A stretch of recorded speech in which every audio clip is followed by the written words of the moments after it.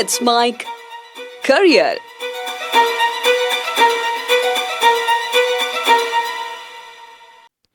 नमस्कार, let's make career में आपका स्वागत है। इस कार्यक्रम में हम देखते हैं कि राजस्थान में आरपीएससी या किसी अन्य आयोग के द्वारा जितनी भी भर्ती परीक्षाएं कराई जाती हैं, उनमें कुछ ऐसे महत्वपूर्ण बिंदु, ऐसे महत्वपूर्ण टॉपिक जो आपके एग्जाम के लिहाज से काफी महत्वपूर्ण साबित हो सकते हैं, इनको लेकर हमने एक श्रृंखला शुरू की है। आज हम उसी श्रृंखला में जो अगला टॉपिक देखने वाले हैं, ये है राजस्थान में जनजातियों के आंदोलन। इससे पहले हमने डिस्कस किया था राजस्थान में किसान आंदोलन। किसान आंदोलन में हमने शुरुआत की थी बिजौलिया किसान आंदोलन से, कि बिजौलिया में आंदोलन क्यों हुआ, क्या कारण रहे, और ना सिर्फ बिजौलिया में बल्कि राजस्थान में जितने भी किसान आंदोलन हुए उन सबके कुछ कॉमन फैक्टर थे कि आखिर किसान क्यों नाराज थे, उनका कारण क्या था, नाराजगी कैसे दूर हुई, अंग्रेजों से और अपने स्थानीय सामंत से या देसी रियासत के राजा से सबसे नाराजगी के कारण क्या थे, और फिर वो कैसे आंदोलन अपने चरम तक पहुंचा और कैसे जाके समाप्त हुआ। उनमें शुरुआत हुई थी बिजौलिया से। बिजौलिया के बाद हमने बेंगू किसान आंदोलन, भरतपुर किसान आंदोलन, अलवर क्षेत्र में आंदोलन, फिर जयपुर में आंदोलन, मारवाड़ के किसान आंदोलन, ये हमने पढ़े। अब वैसा ही अगला टॉपिक है राजस्थान में जनजातियों के आंदोलन। किसानों ने तो आंदोलन किए इस कारण कि फसल से रिलेटेड कोई ऐसे फैसले लिए गए होंगे जो सीधे सीधे किसानों के दैनिक जीवन को प्रभावित करते थे। ऐसे ही यहाँ जो जनजातियां हैं, राजस्थान में रहने वाली बहुत सारी जनजातियां अंग्रेजों द्वारा या स्थानीय जो सरकार थी देसी राजा रजवाड़ों की, उनके द्वारा लिए गए कुछ ऐसे फैसले जरूर रहे होंगे जिन्होंने स्थानीय जनजातियों के आम जीवन को दुष्प्रभावित किया होगा। यही कारण रहा कि इन जनजातियों ने भी आंदोलन किया। अब हम उन्हीं कुछ कॉमन कारण को जानते हैं कि कैसे जनजाति आंदोलन की शुरुआत हुई और राजस्थान में कहां से हुई, किस तरह आंदोलन आगे बढ़ा।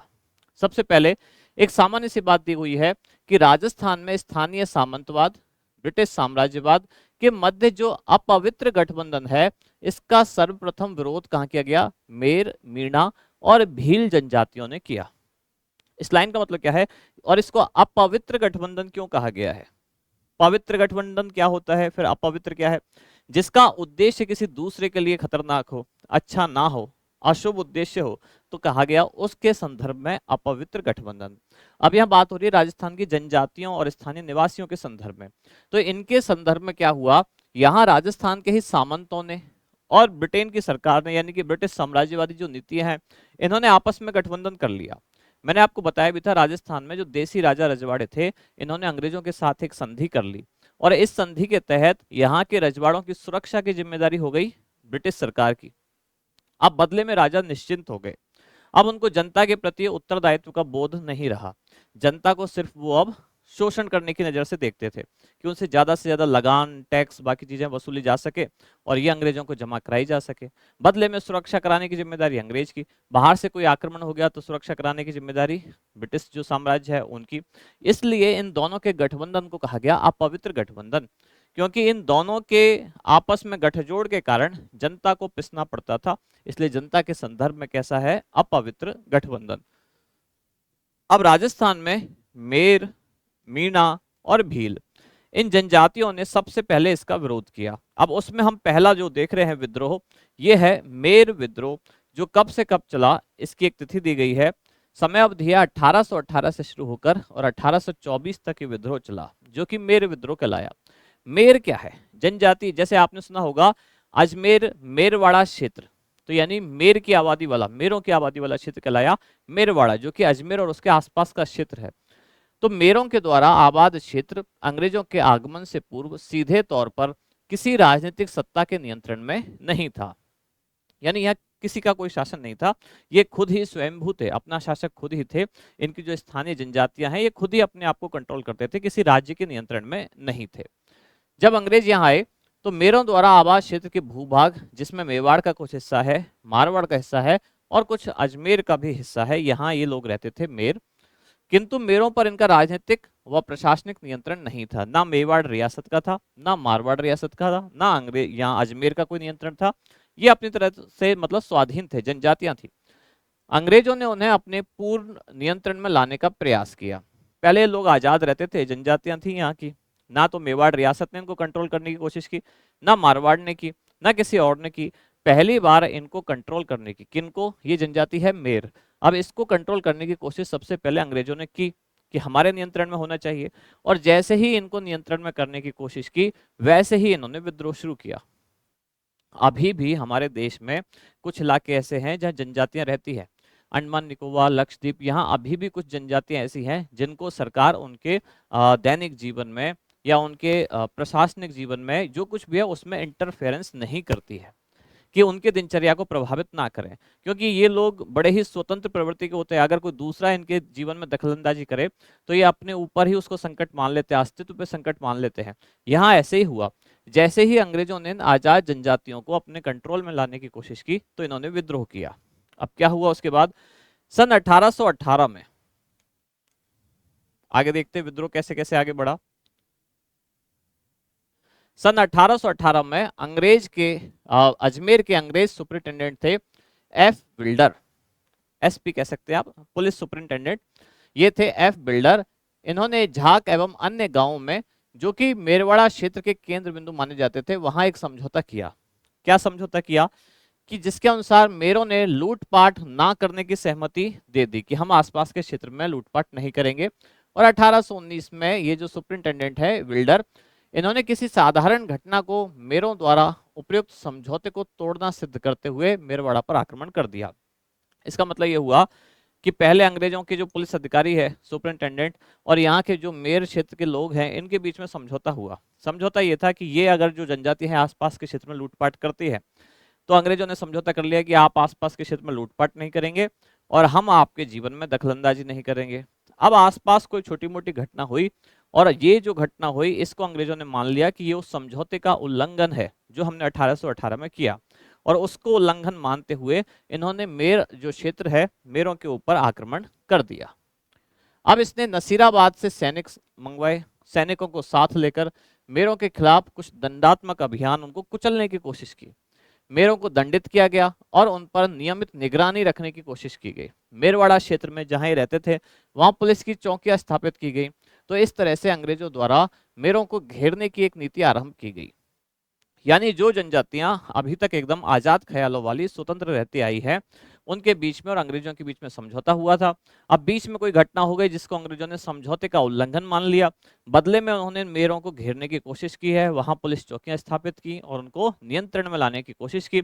अब जिन्होंने इस यानी कि मेरों ने इसको अपनी आजादी का उल्लंघन मान लिया, अपने अस्तित्व पर संकट मान लिया और यहाँ से टकराव की शुरुआत होती है। 1820 के आरंभ से जगह जगह विद्रोह कर दिया गया और अपने क्षेत्रों से पुलिस चौकियों, थानों, इन सब को हटाने का प्रयास अब शुरू हो गया। और नवंबर 1920 में ये जो गांव था झाक, झाक नामक स्थान पर ब्रिटिश पुलिस ने हत्याकांड यानी कि गोलियां चलवा दी, लोगों को मारा। हत्याकांड ने अंग्रेजों तथा साथ ही मेरवाड़ा व मारवाड़ राज्यों को भयभीत कर दिया क्योंकि यह एक बड़ी दंडात्मक कार्यवाही हुई। इसके बाद यहाँ मेर विद्रोह अत्यंत व्यापक हो गया, भयानक हो गया। यानी पूरा घटनाक्रम कैसे कैसे चल रहा है आपको समझ में आया होगा। पहले एक समझौता हुआ, समझौता क्या हुआ, मेर क्षेत्र में आपस में कुछ लूटपाट की घटनाएं हो रही थी तो अंग्रेजों को लगा कि अराजकता की स्थिति आएगी तो समझौता किया। समझौते के बाद भी कोई छोटी मोटी घटना हो गई, अंग्रेजों ने समझौते का उल्लंघन मान लिया। उल्लंघन मान के उन्होंने पूरे क्षेत्र को घेर लिया, मेर जाति को कंट्रोल करने की कोशिश की, उसको मेरों ने अपने अस्तित्व पर संकट मान लिया और आपस में टकराव हो गया। इसके बाद मेरों ने अनेक स्थानों पर अंग्रेजी पुलिस चौकियों को जला दिया, सिपाहियों को मार दिया। अब दोनों तरफ से चल रही है दंडात्मक कार्रवाई, लड़ाई शुरू हो गई है। और इस बढ़ते हुए मेर विद्रोह को दबाने के लिए अंग्रेजी सेना की 3 बटालियन भेजी गई। मेवाड़ मारवाड़ की संयुक्त सेनाओं ने भी मेरों पर आक्रमण किया। यानी एक तो ब्रिटेन की सेना, एक तरह से कह सकते हैं ब्रिटिश सेना, और दूसरी यहाँ के स्थानीय जो राजा थे मेवाड़ और मारवाड़ की भी संयुक्त सेना, इन्होंने आक्रमण किया जिसमें काफी नुकसान हुआ। और ये सेनाएं जनवरी 1821 से अंत तक मेर विद्रोह का दमन करने में सफल रही। ये विद्रोह 1821 तक दबा दिया गया। 1822 में मेरों से गठित मेरवाड़ा बटालियन, जिसका मुख्यालय बनाया ब्यावर मुख्यालय पर स्थापित की गई, मेर क्षेत्र को, मेरों के विद्रोह को दबाने के लिए, इस क्षेत्र को कंट्रोल करने के लिए। और लंबे समय तक संपूर्ण मेरवाड़ा क्षेत्र ब्रिटिश नियंत्रण में रहा, यानी कि विद्रोह दबा दिया गया और इनके कंट्रोल में रहा।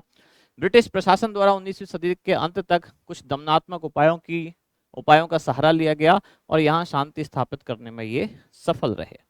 यह हुआ मेर विद्रोह की शुरुआत। इसके बाद अगला विद्रोह है राजस्थान का जो प्रमुख विद्रोह, ये है भील जनजातियों का विद्रोह। और ये विद्रोह कब से कब तक चला 1818 से लेकर 1860। पहला तो मेरों को कहा अजमेर नसीराबाद इसके आसपास का जो क्षेत्र है वहां पर हुआ। क्यों हुआ था? क्योंकि ये लोग आजाद रहना चाहते थे। पहले ना मेवाड़ ने इनको कंट्रोल किया ना मारवाड़ ने। जब अंग्रेजों का शासन आया तो अंग्रेजों ने इनको कंट्रोल करने की कोशिश की और उसी कोशिश में आपस में टकराव हुआ। पहले अंग्रेजों ने इनके साथ समझौता किया कि आप लूटपाट नहीं करेंगे, हम आपको कंट्रोल नहीं करेंगे। फिर कहीं कोई छोटी मोटी घटना हो गई, अंग्रेजों ने बहाना बनाया कि ये समझौते का उल्लंघन है और मेरों को घेरने की कोशिश की, दबाने की कोशिश की। बदले में अंग्रेजों ने कई हत्याकांड भी किए, उनको दमन पूर्वक कुचला। मेवाड़ और मारवाड़ की संयुक्त सेनाओं ने दबाया, तो बदले में मेरों ने भी उनके खिलाफ दमनात्मक कार्रवाई की, यानी कि हिंसात्मक कार्रवाई की। लास्ट में जैसा कि सरकारी सेना भारी पड़ी, क्योंकि उसमें मेवाड़ की भी सेना है, मारवाड़ की भी सेना है, ब्रिटिश सेना भी है, जिनके पास आधुनिक हथियार हैं, आधुनिक ट्रेनिंग है, और उन्होंने इस विद्रोह को दबा दिया और उनकी संख्या भी ज्यादा थी।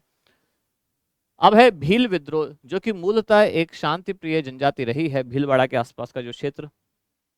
अंग्रेजों के आगमन तक ये स्वतंत्र अपना जीवन व्यतीत कर रहे थे और 1818 ईस्वी के पश्चात उनके ऊपर स्थापित अर्ध सामंती और अर्ध औपनिवेशिक नियंत्रण ये हुआ कि मतलब आधा सामंती आधा औपनिवेशिक, कुछ नियंत्रण तो वहां के सामंतों का और कुछ नियंत्रण औपनिवेशिक सरकार का, यानी कि ब्रिटिश सरकार का, ये नियंत्रण इन पर स्थापित करने की कोशिश की गई।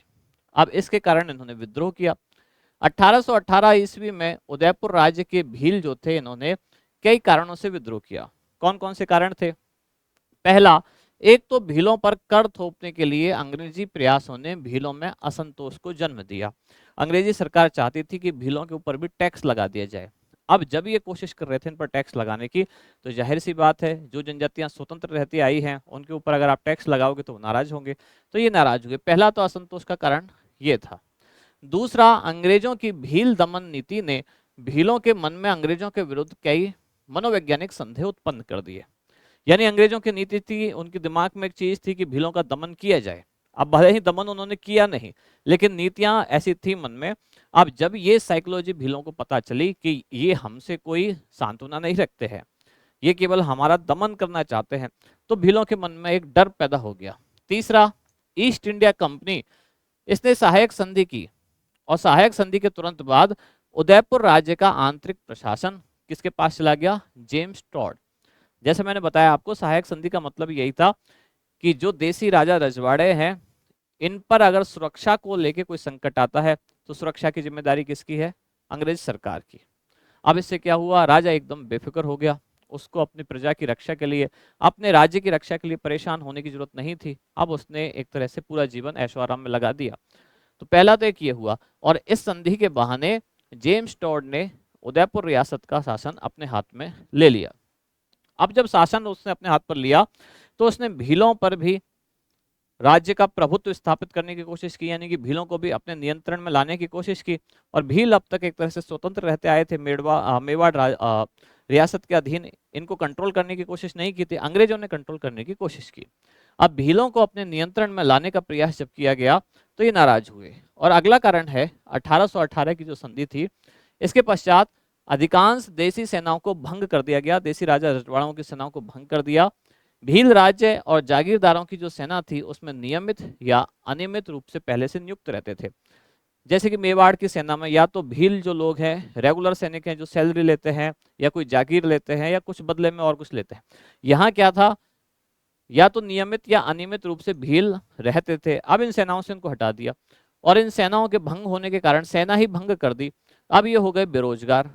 जो पहले सेना में थे अब वो सेना ही भंग कर दी अंग्रेजों ने। अब जब सेना भंग हो गई तो ये बेरोजगार हो गए। अब बेरोजगार हो गए तो अपने लिए आजीविका का संकट उनके सामने पैदा हो गया और उनमें एक असंतोष शुरू हुआ। पांचवा अगला कारण है भील, एक बार ऊपर इसको देखते हैं। पांचवा कारण, भील अपनी पाल के समीप ही गांवों से रखवाली यानी कि एक कर वसूल करते थे जिसका नाम था चौकीदारी कर, और अपने क्षेत्रों से गुजरने वाले जितने भी माल यात्री थे उनसे सुरक्षा के लिए बोलाई नामक एक टैक्स वसूल करते थे। दो तरह के टैक्स, कई बार एग्जाम में यही पूछ लिया जाता है। टैक्स के नाम क्या क्या है? एक है रखवाली कर और एक है बोलाई कर। रखवाली कर चौकीदारी कर है, चुंगी जैसा है, और दूसरा है बोलाई कर, बोलाई यानी ये चुंगी कर जैसा है, जो कि माल वाहक से या यात्रियों से इनसे लिया जाता था।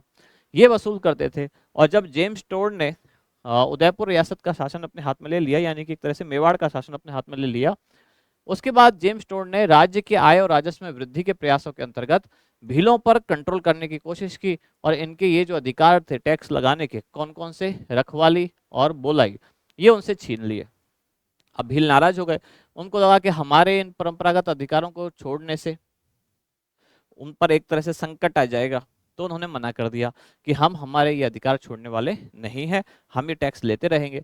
और इसके वजह से ही भीलों में और अंग्रेजों में एक टकराव हो गया। तो 4-5 कारण थे। पहले तो अंग्रेजों की नीति ही थी दमनकारी। दूसरा, अंग्रेजों ने संधि कर ली देसी राजाओं के साथ, सहायक संधि। अब इस संधि के कई दुष्परिणाम हुए। पहला दुष्परिणाम तो ये हुआ, अब राजा के प्रति जनता की एक तरह से ड्यूटी खत्म हो गई, वो बेफिक्र हो गया और अंग्रेजों को एक खुला लाइसेंस मिल गया यहाँ की जनता को कुचलने का, उसका दमन करने का। अब इस वजह से नाराजगियां लगातार बढ़ती जा रही हैं। फिर कुछ और कारण आए, जैसे कि भील पहले यहाँ की सेनाओं में शामिल रहते थे, या तो नियमित रूप से या जब जरूरत पड़ती थी तब शामिल हो जाते थे। एक तो है ऐसे फौजी जो लगातार सेना में है, एक तब शामिल होते थे जब युद्ध हो जाए तो टेम्परेरी शामिल हो जाते थे। अब इससे उनको रोजगार मिलता रहता था, उनका खर्चा चलता रहता था। अंग्रेजों ने इन सेनाओं को ही भंग कर दिया। अब जब इन सेनाओं को भंग कर दिया गया तो बेरोजगार हो गए, परेशान हो गए। और एक और बात, ये भील लोग कुछ टैक्स वसूलते थे, दो तरह के यहाँ दिए गए हैं, एक है रखवाली और दूसरा बोलाई। अब जेम्स टोड ने ये भी अधिकार इनसे ले लिया और ये अधिकार देने से इन्होंने मना किया, इससे इनमें टकराव हुआ। अब 1818 सन की बात आती है। 1818 ईस्वी के अंत तक उदयपुर राज्य के भीलों ने यह चेतावनी देते हुए अपनी स्वतंत्रता घोषित कर दी कि सरकार उनके आंतरिक मामलों में हस्तक्षेप करेगी तो वो भी विद्रोह के लिए बाध्य होंगे। यानी कि अब इन्होंने साफ साफ बोला कि हमारे आंतरिक मामलों में अगर आप हस्तक्षेप करोगे तो फिर आप ये उम्मीद ना करें कि हम कोई विद्रोह नहीं करेंगे। भीलों ने अपने क्षेत्रों की नाकाबंदी की और राज्य के विरुद्ध बगावत कर दी, विद्रोह इन्होंने शुरू कर दिया। लंबे समय तक राज्य के अधिकारी भील क्षेत्रों में नहीं घुस पाए, वहां नहीं पहुंच पाए और 1820 ईस्वी के आसपास अंग्रेजी सेना का एक दल, एक अभियान यहां पहुंचा इनके दमन के लिए, लेकिन फिर भी इनको सफलता नहीं मिली। भील काफी अच्छे लड़ाके थे, कई सेनाओं में वो रहे थे, मेवाड़ की पुरानी सेनाओं में। अंग्रेजी सेना असफल हो गई और उसकी इस असफलता ने भील विद्रोह को और तीव्र कर दिया, ये और ज्यादा उग्र हो गए कि इनको लगा कि हम जीत गए हैं अंग्रेजों से। फिर आगे चलकर जनवरी 1823 में ब्रिटिश और रियासत की संयुक्त सेना, मेवाड़ रियासत की और ब्रिटेन की सेनाओं ने फिर से इन पर हमला किया और 1823 में भील विद्रोह को दबा दिया गया। जब दोनों सेनाएं मिलकर आई तभी तो मेरवाड़ा विद्रोह दबाया गया, मेर विद्रोह दबाया गया। वहां भी जो स्थानीय शासक है, रियासत है, उसकी सेना आई और साथ मेवाड़ और मारवाड़ की सेना आई और उसके साथ साथ ब्रिटिश कालीन सेना आई। ऐसे ही यहाँ हुआ, यहाँ भी जब दोनों तरह की सेनाएं मिली, रियासत की सेना और अंग्रेजों की सेना, तो उन्होंने इस विद्रोह को दबा दिया। उदयपुर राज्य के भील विद्रोह से ही प्रभावित होकर आसपास के जो क्षेत्र थे जैसे कि डूंगरपुर, बांसवाड़ा, यहाँ राज्यों की जो भील है, इन्होंने भी एक विद्रोह कर दिया, यहाँ भी एक अशांति पैदा हो गई। 1825 में आदिवासी विद्रोह की कुछ बिखरी हुई घटना हुई, कहीं कहीं छुटपुट घटनाएं हो रही है, कभी कहीं विद्रोह हो रहा है, कभी कहीं विद्रोह हो रहा है और डूंगरपुर में स्थिति और ज्यादा गंभीर हुई। फिर भीलों के दमन के लिए अंग्रेजी सेना भेजी गई, ब्रिटिश सेना भेजी गई, परंतु वास्तविक संघर्ष आरंभ होने से पूर्व ही जो भील के मुखिया थे, इन्होंने मई 1825 में समझौता कर लिया। उनको एहसास हो गया कि लड़ाई का कोई फायदा नहीं है, एक तरफ ब्रिटेन की सेना है, ब्रिटिश सेना, अंग्रेजी सेना, फिर देसी राजा रजवाड़े भी भीलों के साथ नहीं है। तो उन्होंने ये समझदारी दिखाई कि जिस लड़ाई का परिणाम पहले ही पता हो वो लड़ाई लड़ने से कोई फायदा नहीं है। यानी अगर आपको पहले ही पता है कि इसमें आपकी हार सुनिश्चित है, आपके लोग मारे जाएंगे, तो उन्होंने सोचा कि फिर समझौता ही कर लेना चाहिए। तो उन्होंने समझौता कर लिया और इस समझौते के प्रावधान एक पक्षीय थे, सब कुछ अंग्रेजों के पक्ष में थे। इनके माध्यम से अंग्रेज लंबे समय तक डूंगरपुर राज्य में शांति बनाए रखने में सफल हुए। इसके बाद आगे बढ़ते हैं, अभी भील विद्रोह में ही बातें चल रही है। अब टेम्परेरी शांति तो बना दी गई, लेकिन भीलों का विद्रोह अभी दबा नहीं, कुचला नहीं जा सका। जनवरी 1826 में ग्रासिया के भील मुखिया दौलत सिंह और उनके साथ गोविंद राम, इन्होंने अंग्रेजों और उदयपुर राज्य के खिलाफ विद्रोह कर दिया। अब यहाँ जो उदयपुर राज्य यानी कि रियासत है वो भी अंग्रेजों के साथ ही है, देसी राजा रजवाड़े भी अंग्रेजों के साथ हैं। तो यहाँ के जो भील मुखिया थे, दौलत सिंह उनका नाम है, पूछा जाता है सवाल, इन्होंने विद्रोह कर दिया और 1826 ईस्वी में काफी बातचीत हुई इनके बीच में और उसके बाद दौलत सिंह ने आत्मसमर्पण कर दिया, सरेंडर कर दिया और यह अभियान हो गया समाप्त, यानी कि विद्रोह यहाँ समाप्त हो गया। अब अंग्रेजों में और उदयपुर राज्य ने 1838 तक भीलों के प्रति एक उदार नीति अपनाई, नॉर्मल सब कुछ करने की कोशिश की गई, क्योंकि दमनात्मक सैनिक आक्रमणों के वांछित परिणाम प्राप्त नहीं हुए, जो वो चाहते थे वैसा उनको रिजल्ट नहीं मिला, और इस तरह से छुटपुट भील उपद्रव की घटनाएं जारी रही, चलता रहा, यानी अभी भी पूरी तरह से ये समाप्त नहीं हुआ। और 1838 तक उदयपुर राज्य में शांति रही, यानी घटनाएं छुटपुट छुटपुट चलती रही, पर कोई बड़ा विद्रोह अभी नहीं हुआ। फिर 1836 में बांसवाड़ा राज्य में भील उपद्रव हुए, फिर से कुछ सिर उठने लगे विद्रोह के, और अंग्रेजी सेना की सहायता से बांसवाड़ा के जो महारावल हैं, इन्होंने इसको नियंत्रित कर लिया। आप देख रहे हैं कि यहाँ के जो स्थानीय राजा हैं, यहाँ के महारावल या महाराजा या महाराणा, वो सब के सब किसके साथ, ज्यादातर उनमें से, सब कहना ठीक नहीं है, ज्यादातर किसके साथ है, अंग्रेजी सरकार के। अंग्रेजों ने बल प्रयोग के उपाय नहीं छोड़े, वो लगातार दबाते रहे। मेरवाड़ा बटालियन की पद्धति पर भीलों के विरुद्ध लंबी सैनिक योजनाएं तैयार की गई, कि जैसे मेरवाड़ा बटालियन ने कंट्रोल किया। इसके अंतर्गत भीलों पर नियंत्रण स्थापित करने के उद्देश्य से भीलों की सेनाओं के गठन का निर्णय लिया गया, भीलों पर ही कंट्रोल के लिए। और अप्रैल 1841 में गवर्नर जनरल ने अपनी सलाहकार परिषद की सलाह पर मेवाड़ भील कोर के गठन को स्वीकृति दे दी, कि भीलों की ही एक सेना बना देते हैं। बेरोजगार भी हुए थे, ये सेना में भी काम करते, इनकी ही अलग सेना बना दी, इनके ही विद्रोह को दबाने के लिए। मेवाड़ भील कोर का मुख्यालय रखा गया उदयपुर राज्य में खेरवाड़ा, और मेवाड़ के भील क्षेत्रों में खेरवाड़ा और कोटड़ा, यहाँ पर 2 छावनियां स्थापित कर दी गई। कोटड़ा अभी भी जनजातियों का प्रमुख केंद्र है। राज्य सरकार की कई सारी ऐसी योजनाएं जो जनजातियों के हित में है, वो उदयपुर जिले के कोटड़ा ब्लॉक से, आपने सुना होगा, वहां संचालित की जा रही है, या जनजाति महोत्सव का आयोजन किया जा रहा है। तो बार बार कोटड़ा चर्चा में रहता है इन्हीं जनजातियों के कारण।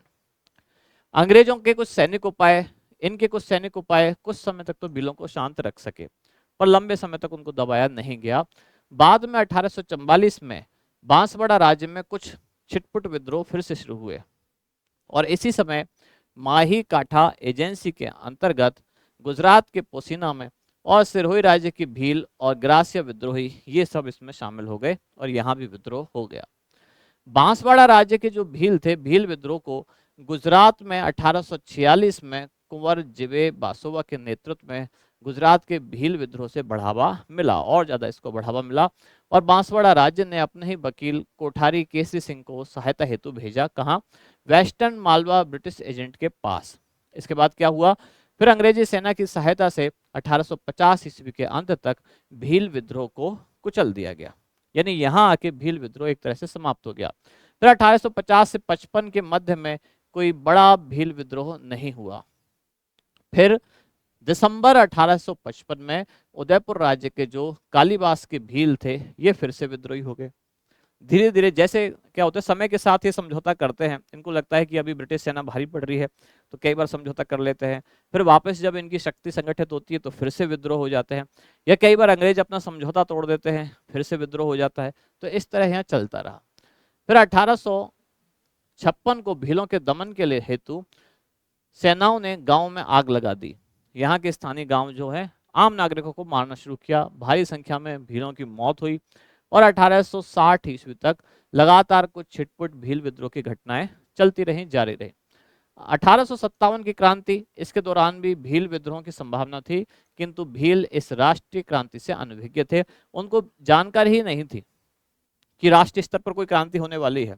1857 की क्रांति के असफल होने के मुख्य कारणों में से एक ये भी था कि स्थानीय स्तर पर कुछ कुछ छोटे छोटे ग्रुप हैं जो आंदोलन कर रहे हैं, उनको पता ही नहीं है कि पूरे देश में एक साथ क्रांति करनी है।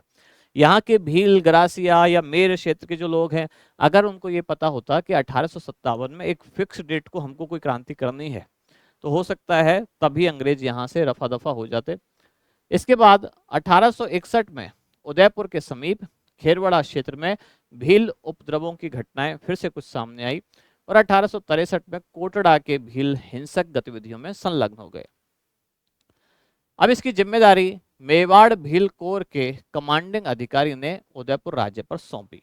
क्यों सौंपी? क्योंकि राज्य के प्रशासनिक अधिकारी भीलों के साथ उचित व्यवहार नहीं कर रहे थे, वो उनको परेशान कर रहे थे। और ये जो भील कोर बनी है उसमें भील लोग ही है। वो कह रहे हैं कि आपने सेना तो बना ली है भीलों की, लेकिन अगर आप भीलों के साथ जो स्थानीय निवासी हैं उनके साथ ठीक व्यवहार नहीं करेंगे तो विद्रोह होगा। तो यहाँ मेवाड़ भील कोर के जो कमांडिंग ऑफिसर थे उन्होंने कहा कि उदयपुर राज्य की जिम्मेदारी है, क्योंकि उन्होंने भीलों के साथ सही व्यवहार नहीं किया। और इस आधार पर हाकिम जो यहाँ के थे उनके ट्रांसफर कर दिए गए, उनको स्थानांतरित कर दिया गया। कुछ सैनिक कार्रवाइयां हुई, कुछ शांतिपूर्ण समझौते हुए, सलाहकार कुछ गए, समझा कर गए भीलों को, और इसके बाद इस विद्रोह को, इस उपद्रव को शांत करने की कोशिश की गई। फिर 1867 में फिर कुछ नया अपडेट हुआ कि खेरवाड़ा और डूंगरपुर के मध्य में देवलपाल के जो भील थे उन्होंने कुछ उत्पात, कुछ उपद्रव प्रारंभ किया, जिससे मेवाड़ भील कोर ने कुचल दिया, यानी उसने फिर उसको शांत कर दिया। और 1872 से 75 के दौरान बांसवाड़ा में भी भील विद्रोह छुटपुट घटनाओं के रूप में सामने आता रहा। इसके बाद बांसवाड़ा राज्य में फिर चिलकारी, शेरगढ़, इन गांवों के समीप कुछ छापामार पद्धतियों के द्वारा युद्ध किए गए। छापामार पद्धति क्या होती है? आप एकदम आमने सामने आके युद्ध नहीं करते। जिनकी सेना कम होती है वो गुजरती हुई सेना पर कहीं छुपे हुए स्थान से हमला करते हैं। पहाड़ पर ऊपर अगर वो बैठे हुए हैं तो ऊपर से पत्थर फेंककर, या अचानक चलती हुई सेना के लिए रास्ते में जंगलों में नीचे गड्ढे बिछाकर इस तरह से हमला करते हैं, वो कहलाता है छापामार गतिविधि। और 1873 से 74 के दौरान गांवों के भीलों ने खुला विद्रोह कर दिया। इसके बाद क्या हुआ? इसके बाद ये जो विद्रोह था ये धीरे धीरे फैलने लगा, आसपास के सैलाना, झाबुआ राज्यों तक फैल गई। और 1881-82 में उदयपुर राज्य के भील अंग्रेजों व राज्य के विरुद्ध सब के सब एक साथ हो गए और एक भयानक भील विद्रोह हुआ। ये 19वीं सदी का सबसे भयानक भील विद्रोह, भीलों का सबसे भयानक। लंबे समय से जो ये लगातार छिटपुट घटनाएं हो रही थी, अब वो सब ने इकट्ठा होकर एक बड़ा विद्रोह किया। ये इस विद्रोह के रूप में सामने आया। फिर 26 मार्च 1881 की रात में राज्य की सेनाएं यहाँ भेजी गईं, जिनमें राज्य का प्रतिनिधि कौन था? अमान सिंह और लोनारगन, जो कि अंग्रेजों का प्रतिनिधि था। ये सेनाएं पहुंची बारापाल, और यहाँ महाराणा का निजी सचिव जिसका नाम था श्यामल दास, वो भी शामिल था। और 27 मार्च को सेना ने बारापाल में सैकड़ों भीलों की झोंपड़ियों को जलाकर राख कर दिया, आग लगा दी। 28 मार्च को पूरे दिन सैनिक अभियान जारी रहा। बारापाल के आसपास भीलों की झोंपड़ों को जला दिया गया, आग लगा दी गई। कई कार्रवाई हुई, भील इससे और ज्यादा नाराज और ज्यादा अशांत हो गए।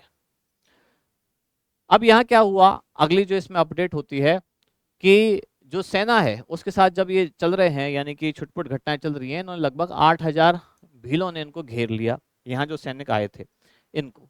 अब इस विद्रोह के प्रमुख नेता थे बिलखपाल, इनका गामेती नीमा, पीपली का खेमा और सगातरी का जोइता, ये सब अलग अलग जगह के कुछ इसमें नेता थे जो इसमें शामिल हुए।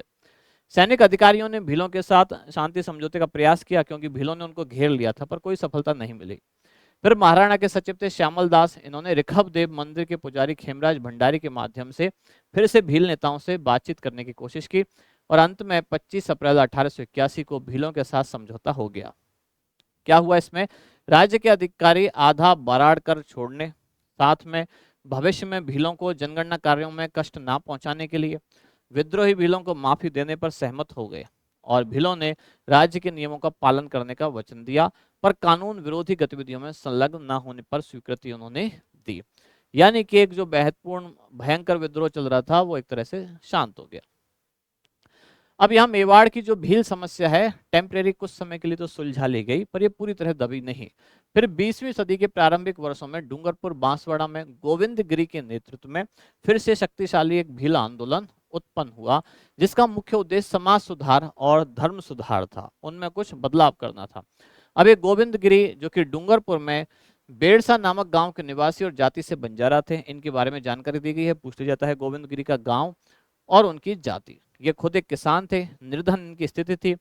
बाद में जब इनके पुत्रों और पत्नी की मृत्यु हो गई तो अध्यात्म की तरफ चले गए और सन्यासी हो गए।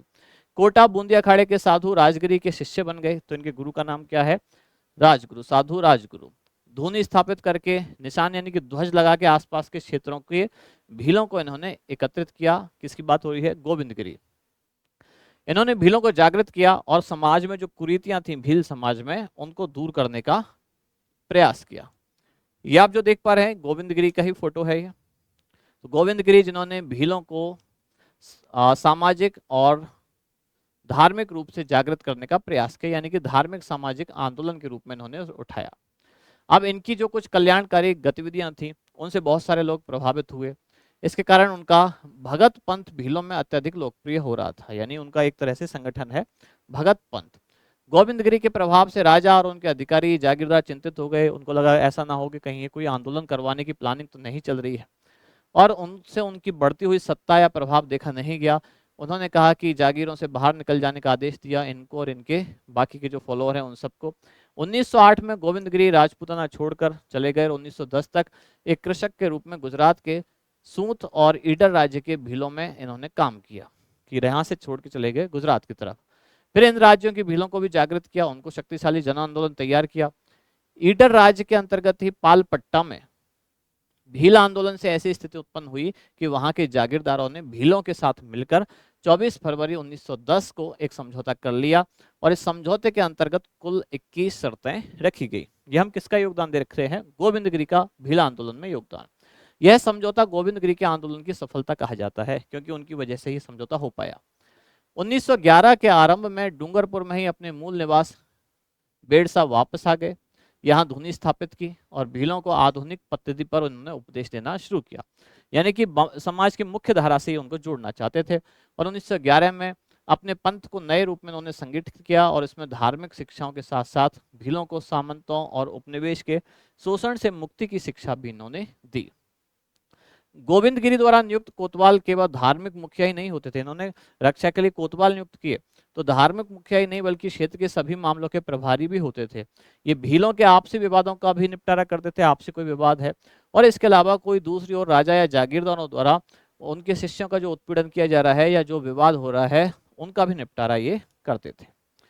तो ये हमने देखा गोविंदगिरी और गोविंदगिरी से संबंधित आंदोलन, भीलों का आंदोलन। आज की क्लास में हमने दो प्रमुख आंदोलन देखे।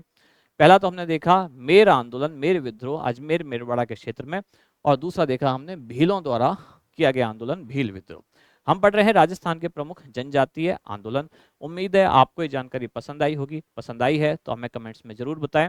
इसी तरह की अन्य खास जानकारियों के लिए जुड़े रहिए लेट्स माइक के साथ। धन्यवाद। आप सुन रहे थे let's mike more than radio. Follow कीजिए हमें हमारे सोशल मीडिया प्लेटफॉर्म्स पर। It's time for news. It's time for More Than Radio. Presenting the first radio news app, Let's Mic. Let's Mic, a news-based app on your phone where you get to watch and listen news, talk shows, interviews, radio show podcasts. On Let's Mic, you get all relevant information of TV, print, radio, podcast, and digital. Let's Mic talks about every segment of life.